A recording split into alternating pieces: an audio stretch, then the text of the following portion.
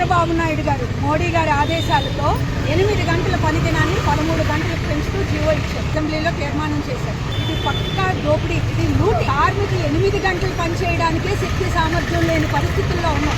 ఇప్పుడు 8 గంటలు పని ఉంటేనే 10 గంటలు 12 గంటలు పని చేయించుకుంటున్నారు. ఇప్పుడు 13 గంటలు అఫీషియల్ 10 గంటలు అయిన తర్వాత కార్మికులు ఏమవుతారు? జీవశ్చవాలు అవుతారు, బానిసలు అవుతారు. 13 గంటలు పని చేయమని అసెంబ్లీలో తీర్మానం చేసిన పెద్ద మనిషికి ఎంత వేతనం పెంచుతారు? అది తీర్మానం చేయడానికి ఆయన హక్కు లేదా? తెల్లారు లెగిస్తే పారిశ్రామికవేత్తలతో కలిసి మాట్లాడతారు. ఒక్కసారైనా కార్మిక సంఘాలతోనే కార్మికులతోనే మాట్లాడారా? 13 గంటలు 10 గంటలు పెంచిన వాళ్ళు ఎంత జీతం పెంచుతారు? అది మాట్లాడు. చాలా అన్యాయంగా ఉంది. కార్మికుల యొక్క రక్తమాంసాల్ని, కార్మికుల శక్తిని మొత్తం పెట్టుబడిదారులకి లాభంగా మార్చడానికే చంద్రబాబు నాయుడు గారు ఉన్నారు. మేము ఈ 13 గంటల పనిదినాన్ని పెంచడానికి తీవ్రంగా వ్యతిరేకిస్తున్నాం. 8 గంటల పనిదినం ఉండాలి. లేని పక్షంలో రాష్ట్రం అంతా ఉద్యమిస్తాము, రాష్ట్రం అంతా సమ్మె చేస్తాము.